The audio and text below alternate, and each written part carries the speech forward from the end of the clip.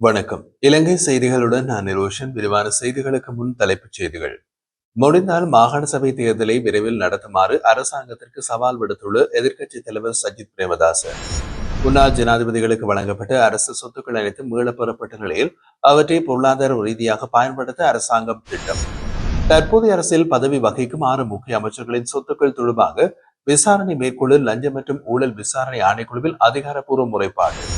தேசிய மக்கள் சக்தியின் 5 வருட திட்டத்தில் சர்வாதிகார ஜனாதிபதி முறைமை நீக்கப்படும் என்று பிரதியமைச்சர் சதுரங்க அபேசிங்க தெரிவிப்பு. இனி விரிவான செய்திகள். மாகாண சபை தேர்தலை விரைவில் நடத்துமாறு அரசாங்கத்திற்கு சவால் விடுத்துள்ளதாக எதிர்க்கட்சித் தலைவர் சஜித் பிரேமதாச தெரிவித்துள்ளார். திருகோணமலைக்கு விஜயம் செய்த அவர் அங்குள்ள மக்களிடம் உரையாற்றிய போது இந்த சவாலை முன்வைத்திருந்தார். பல ஆண்டுகளாக மாகாண சபை தேர்தல் தாமதமாகி வருவதாகவும் அதற்கான காரணங்களை சொல்லி அரசாங்கம் நேரத்தினை வீணடித்து வருவதாகவும் குற்றம் சாட்டியுள்ளார். அரசாங்கம் தொடர்ந்து மாகாண சபை தேர்தலை நடத்துவோம் என்று அறிவித்தாலும் இதுவரை அதற்கான நடைமுறையில் எதுவும் மேற்கொள்ளப்படவில்லை என்றும் அவர் சுட்டிக்காட்டினார். உண்மையில் தேர்தல் நடத்தப்பட்டால் மக்களை அரசாங்கத்துக்கு ஒரு வலுவான பாடம் புகட்டுவார்கள் என்றும் அவர் வலியுறுத்தினார். இது வரும் திருகோணமலை மக்களின் எதிர்பார்ப்பு மட்டுமல்ல, முழு நாட்டு மக்களும் அரசாங்கத்துக்கு பதிலளிக்க தயாராக காத்திருக்கின்றனர் என்றும் சஜித் பிரேமதாச குறிப்பிட்டிருந்தார். மேலும் ஜனநாயகத்தின் அடிப்படை உரிமைகளில் ஒன்றான மக்களின் வாக்குரிமையை அரசாங்கம் தடுத்து நிறுத்தும் நிலையில் மக்கள் சக்தியின் உண்மையான குரல் மாகாண சபை தேர்தலில் வெளிப்படும் என்றும் தெரிவித்துள்ளார். கடந்த நல்லாட்சி காலத்தில் மாகாண சபை தேர்தலை திட்டமிட்டு தாமதப்படுத்திய சதி முயற்சியில் ஜேவிபியும் பங்காற்றியது. இன்றே அதே கட்சியின் ஜனநாயகம் குறித்து பாடம் எடுப்பது முரண்பாடு. உண்மையில் ஜனநாயகத்திற்கு அர்ப்பணிப்புள்ள கட்சியாக இருந்தால் முதலில் மாகாண சபை தேர்தலை நடத்தி காட்ட வேண்டும் என்று ஸ்ரீலங்கா பொதுஜன பெரமுனவும் வலியுறுத்தியுள்ளது. அந்த கட்சியின் பொதுச் செயலாளர் சாகர காரியவசம் ஊடகங்களுக்கு கருத்து தெரிவித்த போது 30 வருட கால போரை முடிவுக்கு கொண்டு வந்த பிறகு வடக்கு மற்றும் கிழக்கு மக்களுக்கு அவர்களுக்குரிய பிரதிநிதிகளை தெரிவு செய்வதற்கு வாய்ப்பை வழங்கியவர் மஹிந்த ராஜபக்ச. அவர் தோல்வியடைவோம் என்று அபாயம் இருந்த போதிலும் வடக்கு மாகாண சபை தேர்தலை நடத்தி அந்த சபையினை நிறுவியவர். அவர் மேலும் கூறிய போது 2015ஆம் ஆண்டு ஐக்கிய தேசிய கட்சியுடன் இணைந்து நல்லாட்சியை உருவாக்கிய ஜேவிபி பின்னர் ஸ்ரீலங்கா பொதுஜன பெரமுன எழுச்சியினால் அச்சமடைந்த நிலையில் மாகாண சபை தேர்தலை முழுமையாக காணாமல் ஆக்கி சூழ்ச்சிக்கு துணை நின்றது. அப்போது அரசுக்கு 3/2 பெரும்பான்மை இல்லை என்பதால் அந்த அரசாங்கத்திற்கு தேவையான ஆதரவை ஜேவிபி வழங்கியது என்றும் சுட்டிக்காட்டினார். மாகாண சபை தேர்தலை காணாமல் ஆக்கும் அரசியல் யுக்தியில் ஜேவிபி பங்காற்றியது. இன்றோ ஜனநாயகத்தின் காவலர்களாக நடித்து படம் எடுக்கின்றார்கள். அவர்கள் உண்மையிலேயே ஜனநாயகத்தை மதிப்பவர்கள் என்றால் உடனடியாக மாகாண சபை தேர்தலை நடத்தி காட்ட வேண்டும் என்று சாகர காரியவசம் வலியுறுத்தினார். முன்னாள் ஜனாதிபதிகளுக்கு வழங்கப்பட்ட அரச சொத்துக்கள் அனைத்தும் மீளப்பெறப்பட்ட நிலையில் அவற்றை பொருளாதார ரீதியில் பயனுள்ள வகையில் பயன்படுத்துவது தொடர்பாக அரசு கவனம் செலுத்தி வருவதாக அமைச்சரவை பேச்சாளர் அமைச்சர் நலிந்த ஜாதிச தெரிவித்துள்ளார். அமைச்சரவை முடிவுகளை அறிவிக்கும் செய்தியாளர் சந்திப்பில் பேசிய அவர் முன்னாள் ஜனாதிபதிகளுக்கான உத்தியோகபூர்வ குடியிருப்புகள் மற்றும் பிற விசேட சலுகைகளை ரத்து செய்யும் புதிய சட்டமூலத்தை அரசு நடைமுறையில் கொண்டு வந்துள்ளதாக குறிப்பிட்டார்.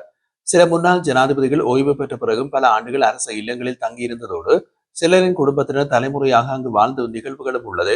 ஒருவரால் 31 ஆண்டுகள் அரசு வீடுகளில் வாழ்ந்ததையும் மற்றும் ஒருவர் 1984 முதல் 2015 வரை அமைச்சராகவும் பின்னர் ஜனாதிபதியாகவும் அரச குடியிருப்பை பயன்படுத்தியதையும் அவர் எடுத்து காட்டியிருந்தார். இது அரசியல் கலாச்சாரத்தில் முரண்பாடு ஏற்படுத்தியதாகவும் அவர் சுட்டிக்காட்டினார். இந்த சட்டம் தற்போதைய ஜனாதிபதிக்கும் பதவிக்காலம் முடிந்த பின்னர் பொருந்தும் என்றும் மக்களின் விருப்பத்திற்கு இணங்க இந்த மாற்றம் மேற்கொள்ளப்பட்டுள்ளதாகவும் அமைச்சர் விளக்கம் அளித்தார். மேலும் குறித்த இல்லங்கள் முழுமையாக அரசிடம் ஒப்படைக்கப்பட்டதும் அவற்றின் சந்தை மதிப்பு கணக்கிடப்பட்டு பொருளாதார ரீதியாக உற்பத்தி நோக்கங்களுக்கு பயன்படுத்தும் திட்டத்தை அரசு பரிசீலித்து வருவதாக அவர் தெரிவித்திருந்தார்.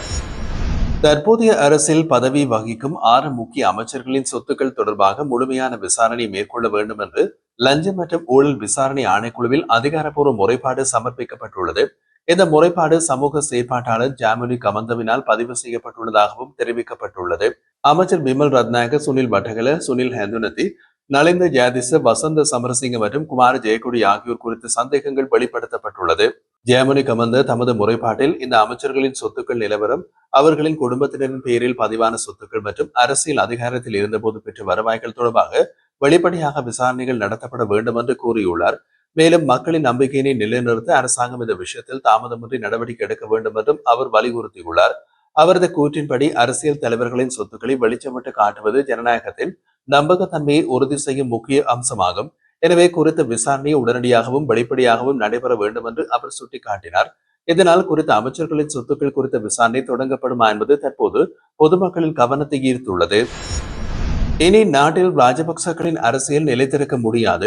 ஏனெனில் மக்கள் அரசியலின் உண்மையான தன்மையினை ஏற்கனவே உணர்ந்து விட்டனர் என்று பெருந்தோட்டம் மற்றும் சமூக உட்கட்டமைப்பு அமைச்சர் சம்பந்த வித்யாரட்ன தெரிவித்துள்ளார். ஊடகங்களுக்கு கருத்து தெரிவித்த போது அவர் எந்த கட்சியாக இருந்தாலும் அதன் அரசியல் பயணம் மக்களின் ஆணை மற்றும் ஆதரவை பொறுத்தே அமையும் என்பதை வலியுறுத்தினார். மக்கள் விருப்பமின்றி எந்த அரசியல் சக்தியும் நீடிக்க முடியாது என்பதையும் அவர் சுட்டிக்காட்டினார். மக்கள் தற்போது அரசியலின் யதார்த்தத்தை மிகவும் தெளிவாக புரிந்து கொண்டுள்ளார்கள். அரசியல், குடும்ப ஆட்சிகள், சுயநல கொள்கைகள் அல்லது ஊழல் சார்ந்த அரசியலை இனி ஏற்றுக்கொள்ள மக்கள் தயாராக இல்லை என்று கூறினார். மேலும் மக்களால் நிராகரிக்கப்பட்ட அரசியல் கட்சிகளுக்கு எதிர்காலம் இல்லை என்பதோடு மக்கள் எதிர்பார்ப்புகளை பூர்த்தி செய்யும் கட்சிகளை இனி அரசியல் மேடைகளில் நிலைத்திருக்க முடியும் என்றும் அமைச்சர் சம்பந்த வித்யாரட்ன வலியுறுத்தினார். அவரது கூற்றின்படி நாட்டின் அரசியல் திசை மாற்றத்தை மக்கள் தாமே தீர்மானித்துள்ளார்கள். அவரது கூற்றுப்படி நாட்டின் அரசியல் திசை மாற்றத்தை மக்களே தீர்மானித்துள்ளனர். எனவே ஜனநாயக ஆணையினை மதிக்கும் அரசியல் சக்திகளே அடுத்த காலத்தில் முன்னேறக்கூடியவை என்று குறிப்பிட்டிருந்தார். தேசிய மக்கள் சக்தியின் 5 வருட திட்டத்தில் அரசியலமைப்பு மாற்றம் முக்கிய அம்சமாக இடம்பெற்றிருப்பதாகவும் அதன்படி சர்வாதிகார ஜனாதிபதி முறைமை நீக்கப்படும் என்றும் பிரதியமைச்சர் சதுரங்க அபயசிங்க தெரிவித்தார். ஊடகங்களுக்கு கருத்து தெரிவித்த அவர் தமது தேர்தல் விஞ்ஞாபனத்தில் வாக்குறுதி அளித்த அனைத்து அம்சங்களையும் 5 வருடத்துக்குள் நிறைவேற்றுவோம். அதில் அரசியலமைப்பை மாற்றும் திட்டமும் அடங்கியுள்ளது. புதிய அரசியலமைப்பின் கீழ் சர்வாதிகார ஜனாதிபதி முறைமையை முற்றிலும் ஒழித்து நாடாளுமன்றத்திற்கு பொறுப்பு கூறும் ஜனநாயக முறைமை உருவாக்கப்படும் என்றார். அவர் மேலும் 2029ஆம் ஆண்டுக்கு முன் புதிய அரசியலமைப்பு சட்டம் இயற்றப்படும் என்றும் தற்போதைய ஜனாதிபதி அனுரகுமார திசாநாயகவின் பதவி காலத்திற்கு பிறகு ஜனாதிபதி பதவி முற்றிலும் நீக்கப்படும் என்றும் உறுதிப்படுத்தினார்.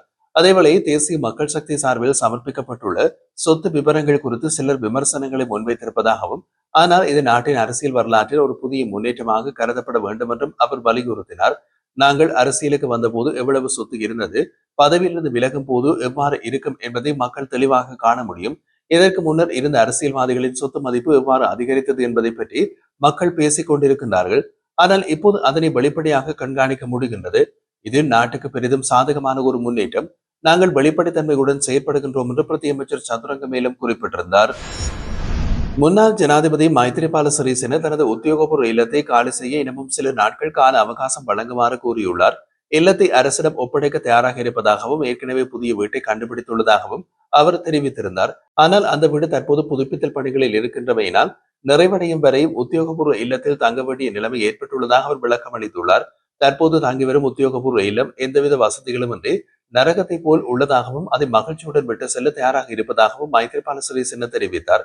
அவர் மேலும் கூறியதாவது, அந்த இல்லத்தில் 2 அறைகள் மட்டுமே உள்ளன. எனவே அவரது 3 பிள்ளைகளில் இருவர் ஒரே நேரத்தில் வரும்போது அவர்களுக்கு தங்க இடமே கிடையாது என்பதே உண்மை நிலைமை. இந்த நிலையில் இல்லத்தை காலி செய்ய தீர்மானித்திருப்பது போது பலரும் தமக்கு புதிய வீடு வழங்க முன்வந்ததாக அவர் குறிப்பிட்டார்.